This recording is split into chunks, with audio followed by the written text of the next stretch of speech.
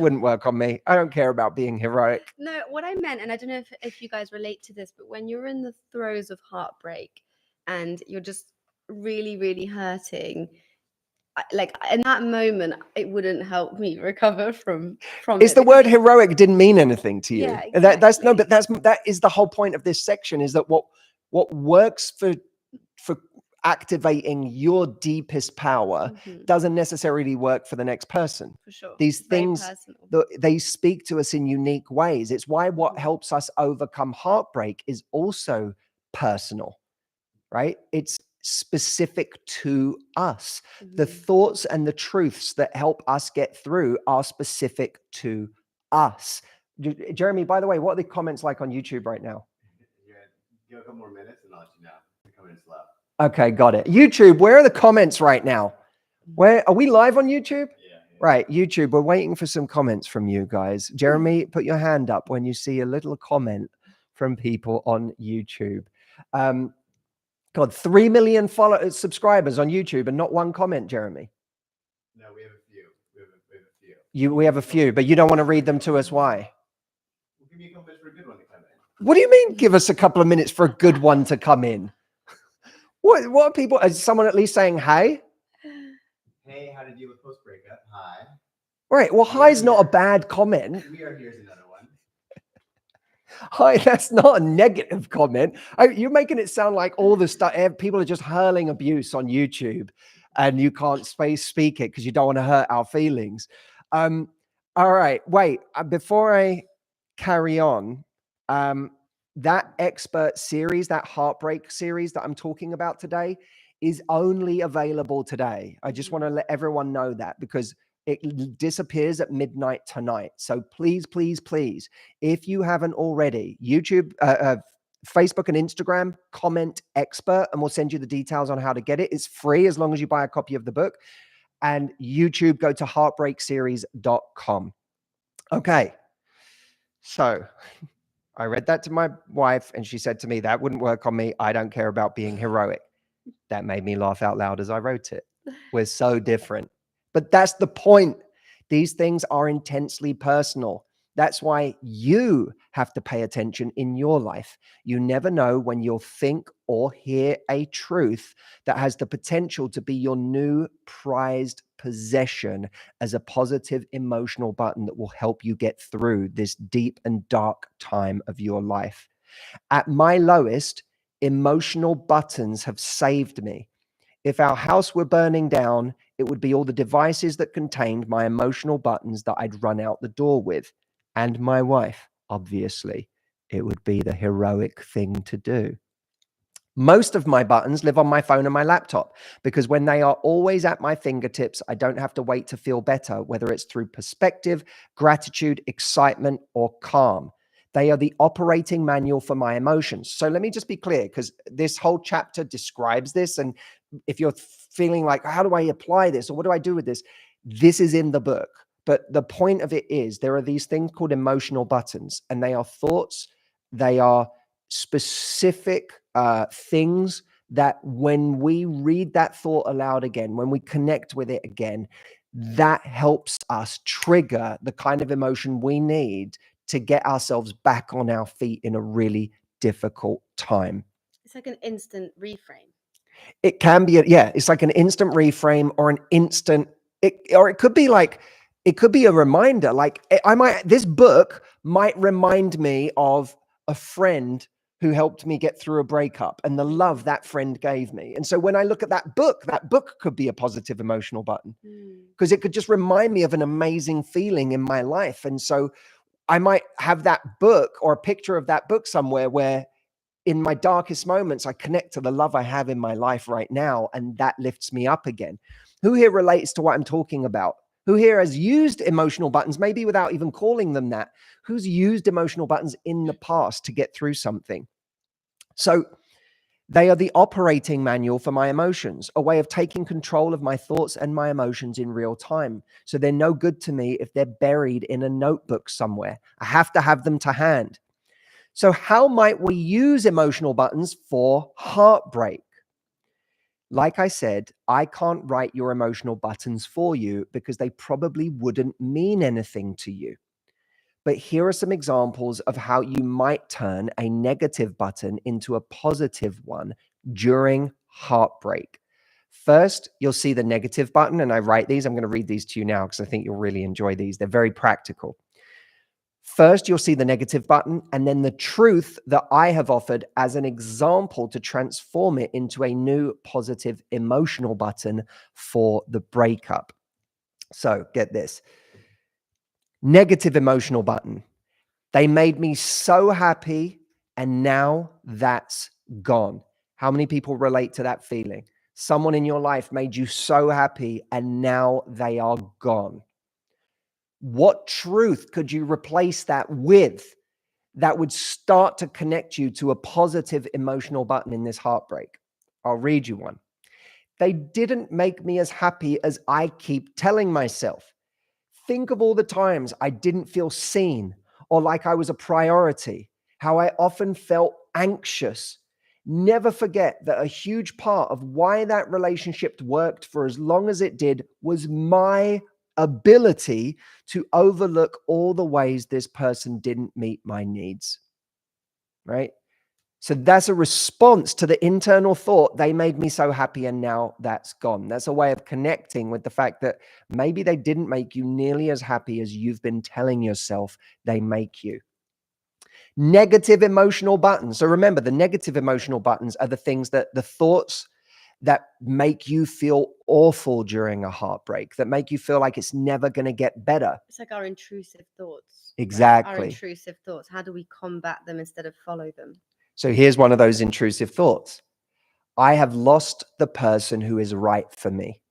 How many people out there have been telling themselves that? Leave it, just say me if that's you. If you've been telling yourself that you have lost the person who is right for you, write yes in the chat. YouTube, I'm looking at you too. Jeremy, what are we doing in YouTube right now? You're seeing a yes? Yes. You're seeing a me? Okay, great. Pig says me. Amazing. Court, I see you saying me. Himan, I see you. Very good. So what do you say to yourself there? What's the positive emotional button you can replace that with?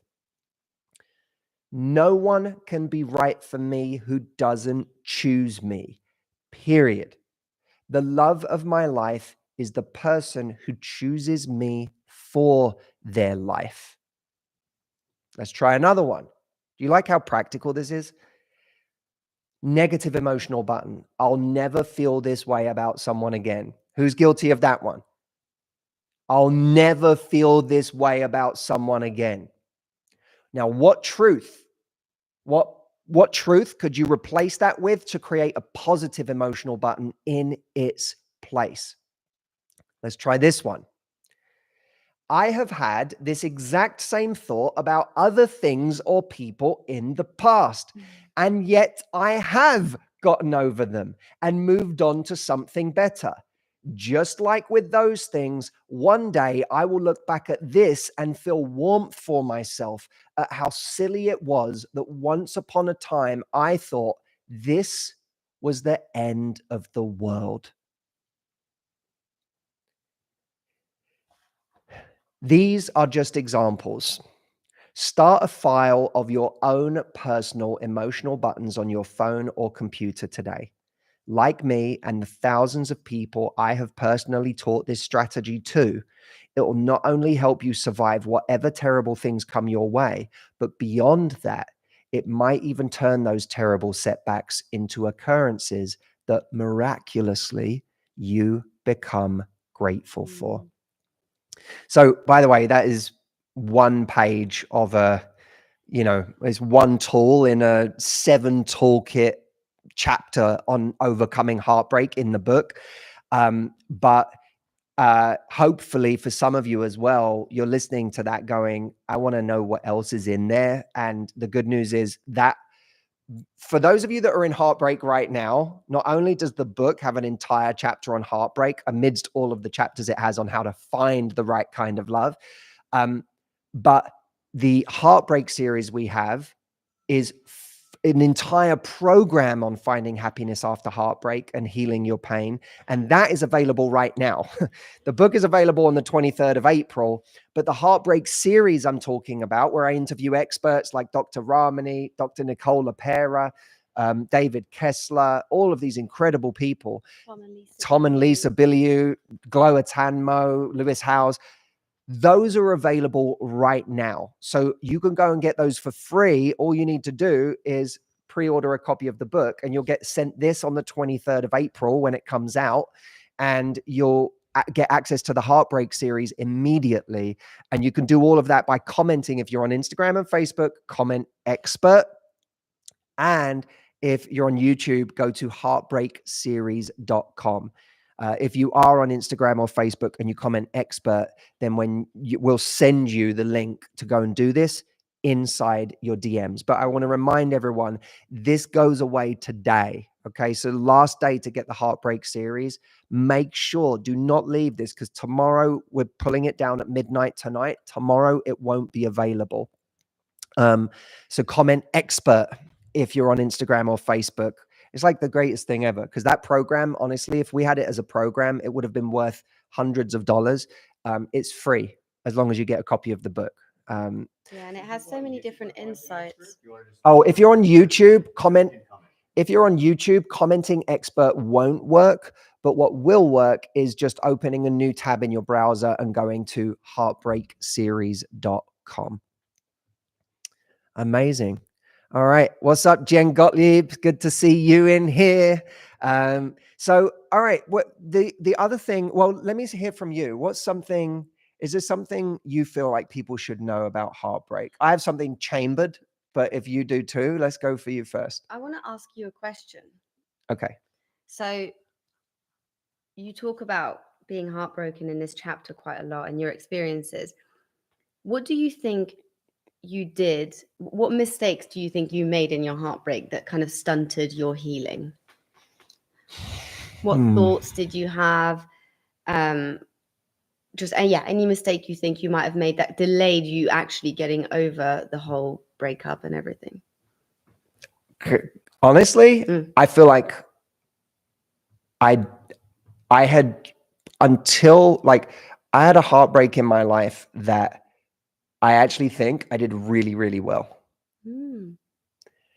And so much of what I put in this book is the better ways that I did it that time versus other times in my life where I'd experienced heartbreak and I moved straight on to like dating another person or just like trying to distract myself by any means possible. Like that was the mistake that I think I made for the first few years of my adult life, is I would just go straight onto like, how do I get like out of this mindset? How do I go and quickly replace this person with someone else or this intimacy with someone else, or feel like I'm like, I don't even have time to think about it because I'm just going and getting like this dopamine hit from somewhere else, right? Yeah, no time to grieve. But I think that I actually did, one of the things I was really proud of was giving myself the actual time to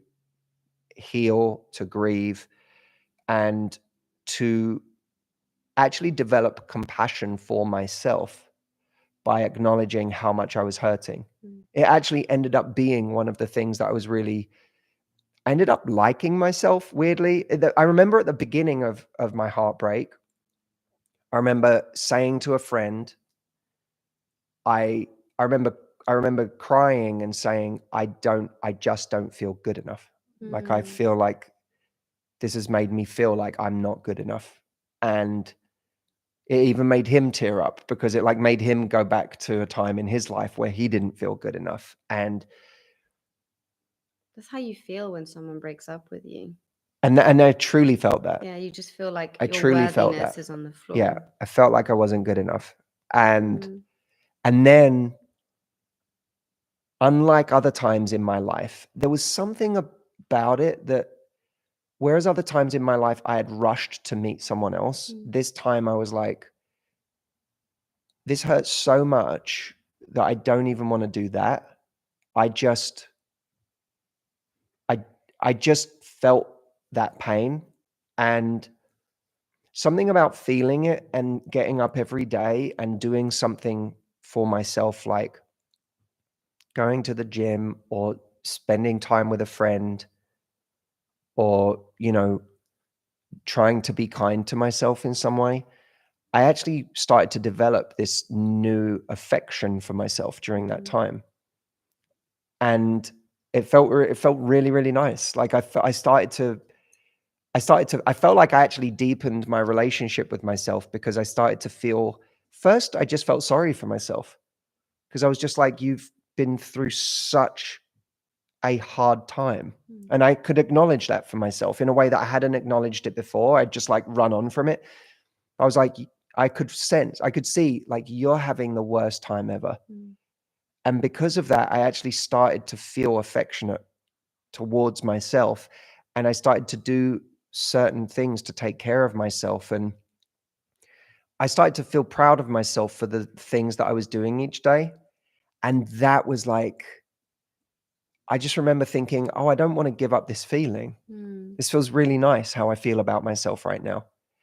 And then when I started to develop that affection for myself, I started to think, God, I wouldn't let anyone treat me poorly right now, because I've been through a lot and I'm taking care of myself and helping myself heal. And this person doesn't deserve to be hurt again. So I'm going to take care of me, not just in what I'm doing for myself, but in like the energy that I let around me during that time. So I feel like I'd done it wrong most of my life.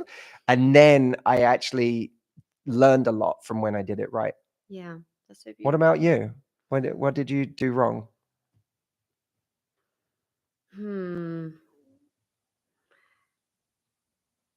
Wow, I only went through, well, only it's very painful. It's enough.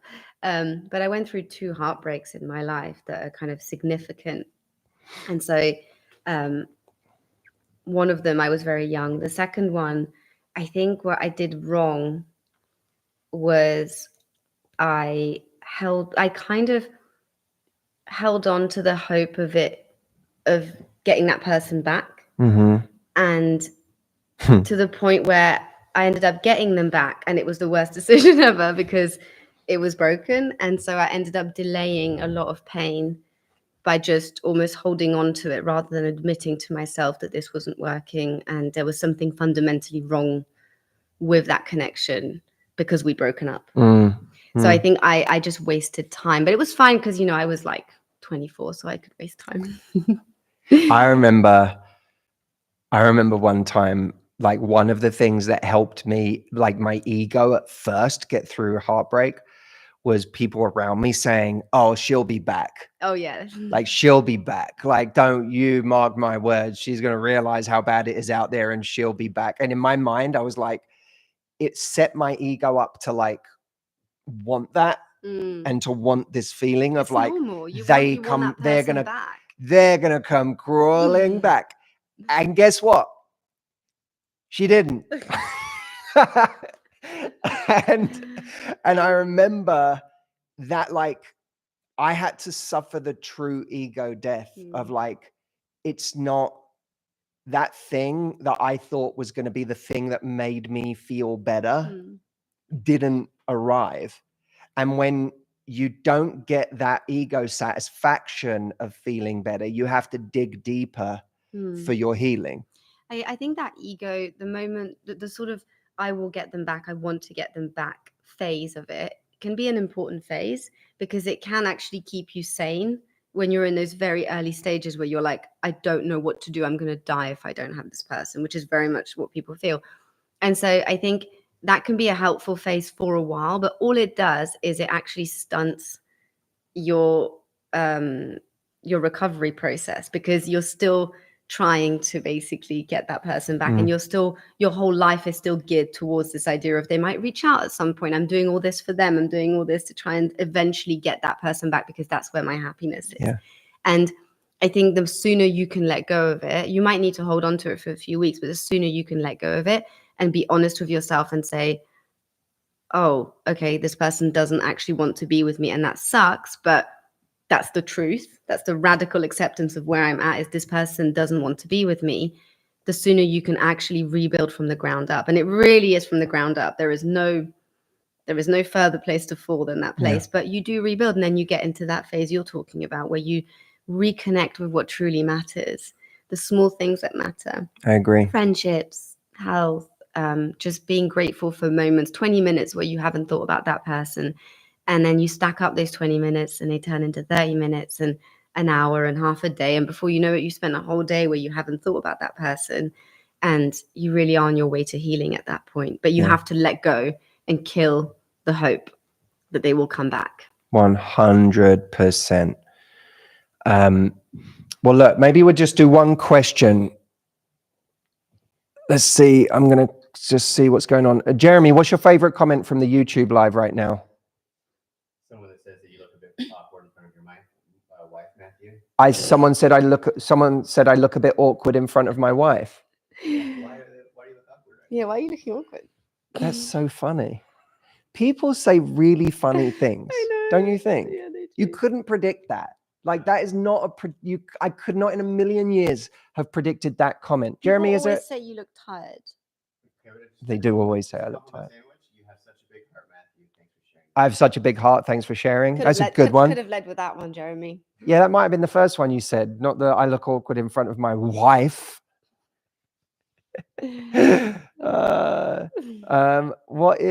Let's see. I'm looking for a question here, guys. Yeah, does anyone have a question on heartbreak? My long distance boyfriend of a year and a half ghosted me 3 days before Valentine's Day. My long distance boyfriend of how long? A year and a half. A year and a half ghosted her just before Valentine's Day? I've tried reaching out, but no response. People who ghost people they're in relationships with. HK on YouTube. Wow. That is insane. Yeah. The thing, can I give you some perspective? Because I have now been coaching people for 17 years of my life. And I have coached people at all ages, in all different seasons of their life. And that story you just said is a story I have heard in situations where someone has been married for 10 years. What you just said, I have heard worse versions of with people who are in their 60s and find out that the person they were married to was in no way the person they thought they were married to. What you have just gone through is an extraordinarily painful thing for a person to go through. But let me offer you a truth that might take that negative emotional button and start to transform it into a source of gratitude. That could have happened to you 10 years from now.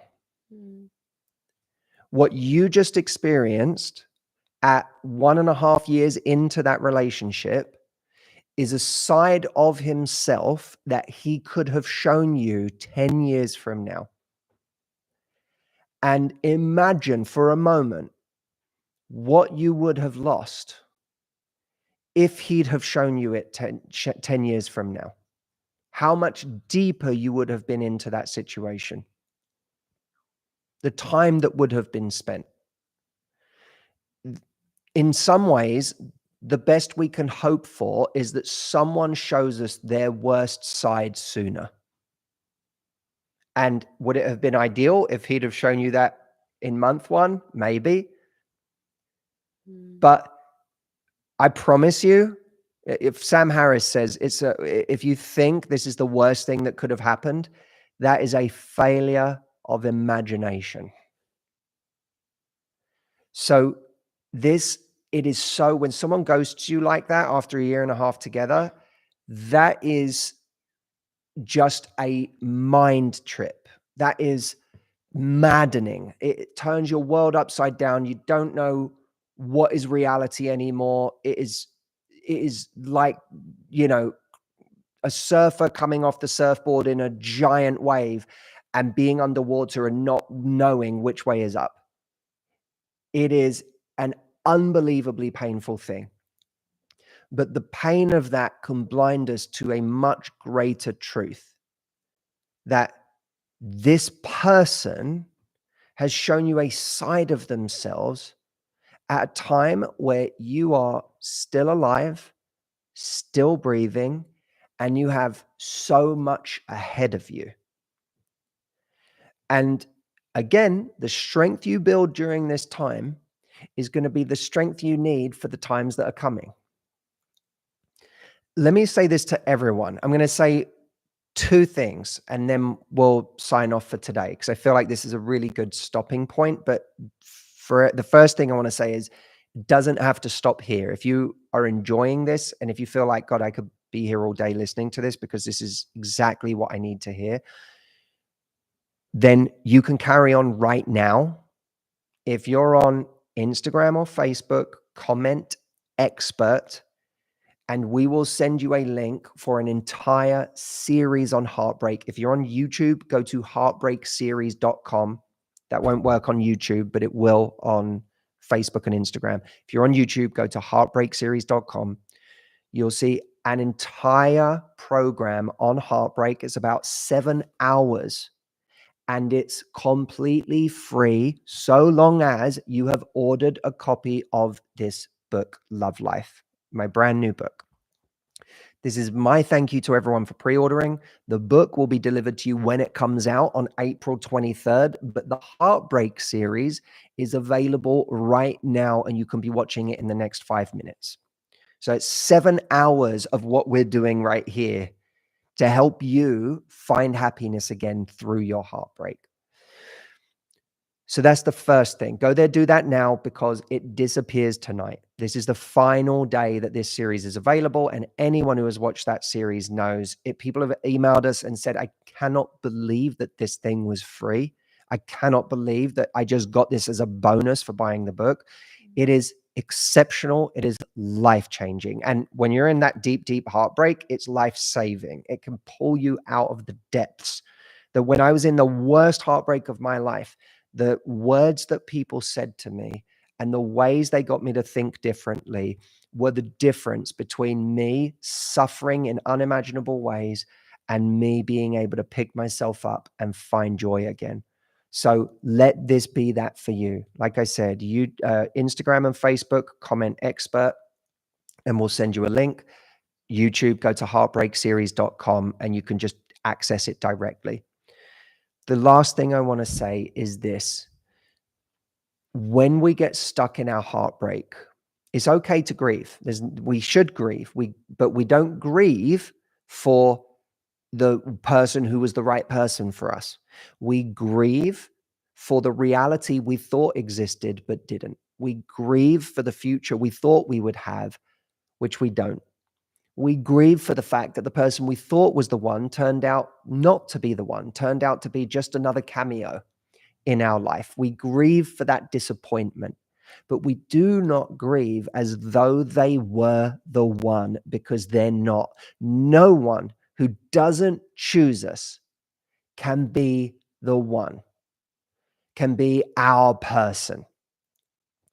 And when we start to accept that, we realize that that is the key to closing the book on that particular story.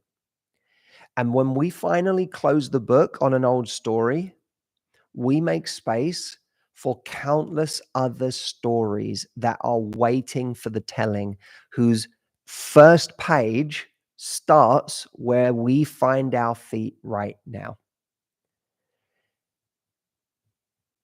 Someone said in the comments, does this apply to the loss of a figure in my life, not just a romantic partner? Does this stuff on heartbreak apply to grieving the loss of someone else in my life, a family member, and so on? And the answer is, it absolutely does.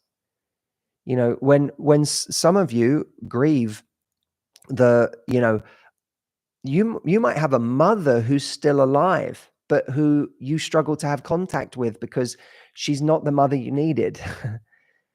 And you've had to break contact, or you've had to become estranged from that person. And sometimes people get locked into the pain of wishing that their mother was someone different, wishing that a sibling was someone different, wishing that a father was someone different. And when we get locked into that and we just suffer wishing it was different, we miss the fact that what we needed from our mother, from our father, from a brother, from a best friend is available to us everywhere in the world if we allow ourselves to create space for it. How many mother figures are available to you if you actually started to look for the kind of love you never got from your actual mother? How many beautiful father figures or mentors are available to you if you make space for the kind of healthy and corrective relationship with a figure like that you never had for yourself growing up? And same with a romantic partner. This the same, yes, absolutely. That's exactly the same for a romantic partner. But when the chronic pain of wishing that the past was different takes over and becomes our only story, we make no space for all of those other stories that exist for us. And we take for granted how big the world is, how many different people there are in this world, and how much beautiful love is available to us and abundant if we know where to look for it and if we know the healthy approach that we need to take to finding it. That's ultimately what this is about, this book, which is why I can't wait for you to all read it. I'm so excited. I'm itching for April the 23rd to come around so that you can just read it already. But I'm so grateful you're all here and that you listen to this. And I do hope that in addition to getting the book, you get it today so that you can get the Heartbreak series, because I know it's going to help so many of you. So last chance, Instagram and Facebook, comment expert now. YouTube, go to heartbreakseries.com. And thank you so, so much, all of you, for being here and spending a little time with us today, because we really appreciate it. Yeah. Thanks, guys. Love you guys. Jeremy, you can finish on YouTube. Thank you, YouTube. We couldn't see your comments, but we so appreciate it. All of the love that you've given us during this. I look forward to reading it afterwards, and to you on Instagram and Facebook. Thank you as well. All right, guys. Bye.